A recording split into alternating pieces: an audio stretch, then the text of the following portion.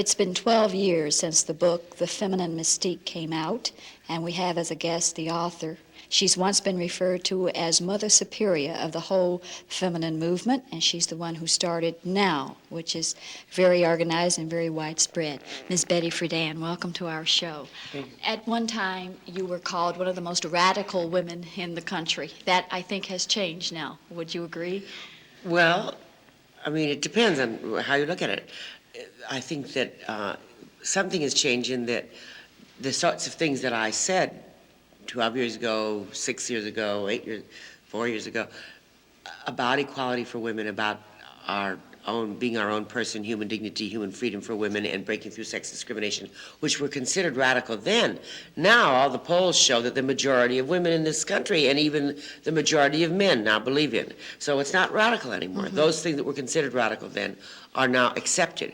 But I myself, have gone on to other things. So now I see some other implications of the whole, of what equality really means, and not just women against men at all, because I don't think that's what it means. I think it means something completely much more open and changed in the way we work, in the way we live, in our institutions. It's not abolishing them, but really restructuring our institutions for women and men, and that's radical now. So, I'm still radical, but the majority of the country now believes what I was considered radical for a little while ago.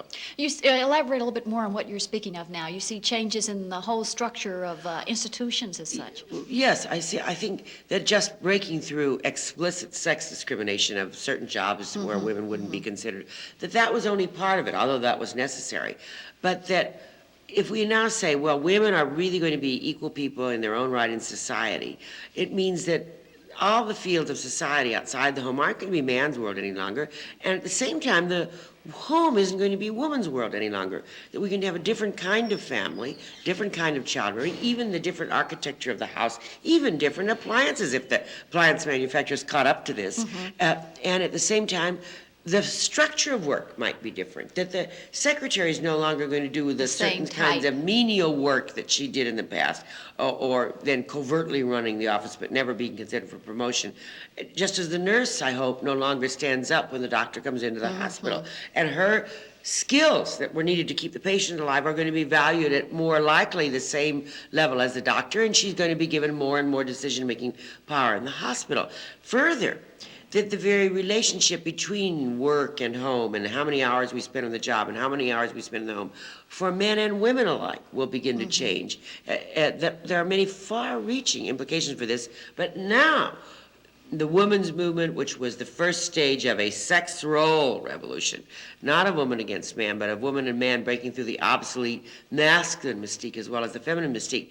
Now that converges on the ecological revolution and our whole new approach to as consumers and say the energy crisis and other technological developments in the society to what will become a new politics, though we can hardly see the hints of it. Right. Yeah. You touched a little bit there on getting along with each other, and it's not a big issue, man versus woman.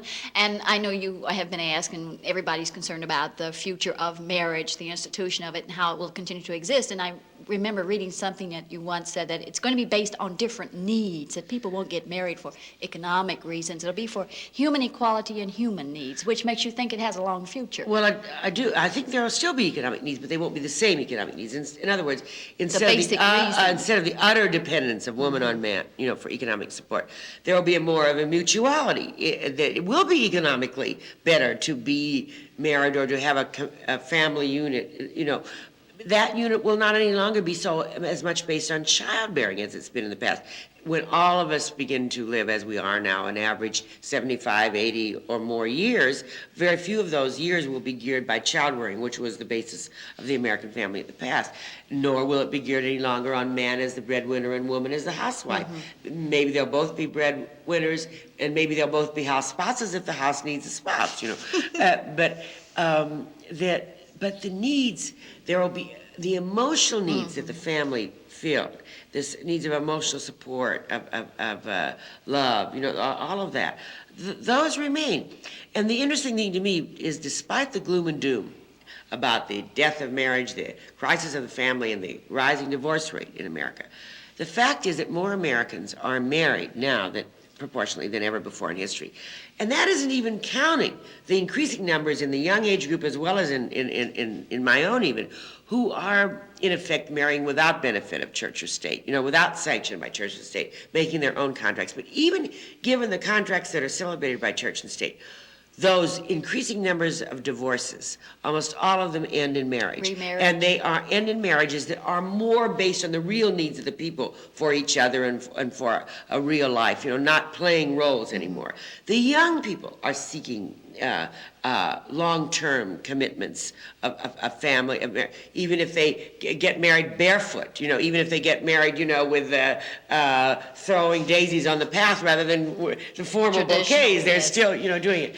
And the old people, even in the geriatric communities, 2 Social Security checks are better than 1, and they need each other, you see. So I don't see the end of our needs for each other by all this. I think that what will happen is that women come out of their mask of, ruffles and impotent rage and hate, and men come out of the impossible demands of that big muscle, bear-killing, all-powerful masculinity and that rat race that's rigged against him, and he's got to win it to be a man and dies 10 years too soon as a result.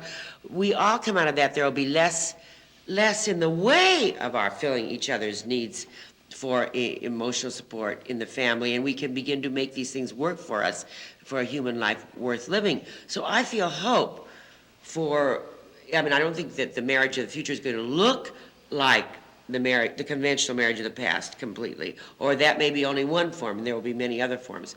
But I don't see people losing their need for each other, not at all. That's what I got from it. I was reading that you said one thing that the feminist movement did for you became so involved in it, you got over your fear of flying. And I'm just bringing that up lightly to get into a book that I'm sure you're aware of, Fear of Flying, which says, like it? oh, I enjoyed it a great deal. Me too. And it says a great deal about woman, man as well, finding themselves and being comfortable with themselves. And you see, I liked Fear of Flying because Erica Jong, she had such a sort of a nice, joyous, even humorous approach to sex instead of the way, of doom and gloom and fear and don't touch and or masochism. If there's anything I can't stand, it's this idea that masochism, victim, is the woman's only stance sexually. So it was lovely to see for the first time a woman really handling sex as something that you could have fun with and not always be just a victim of. I'm sure many women can enjoy reading it, but it would still be a very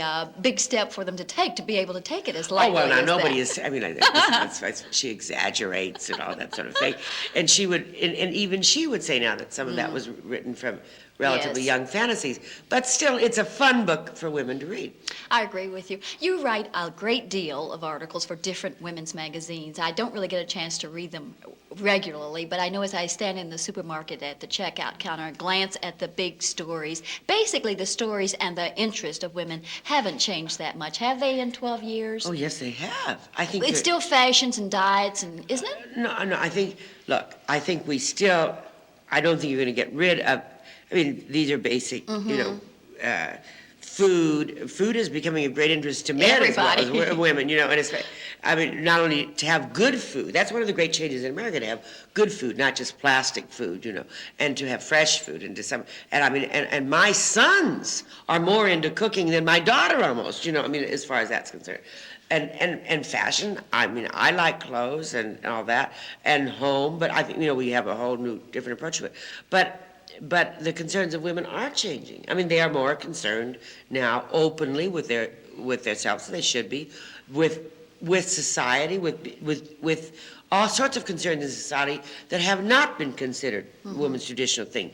And once they really then begin to move into these areas of society where women haven't been before, then they begin to look at things and put their touch to things which have all been done by men before, so that even, in a profession like obstetrics, gynecology, which had to do with the bodies of women, had all been done by men. And so when women really begin to go into it, or even as patients that begin to have some say-so about how, their own bodies and so on, then they begin to, change the focus. And all of these are new concerns of women. My time's up. I wish I had many, many more minutes to spend with you. Thank you for being with us, Miss Betty Friedan.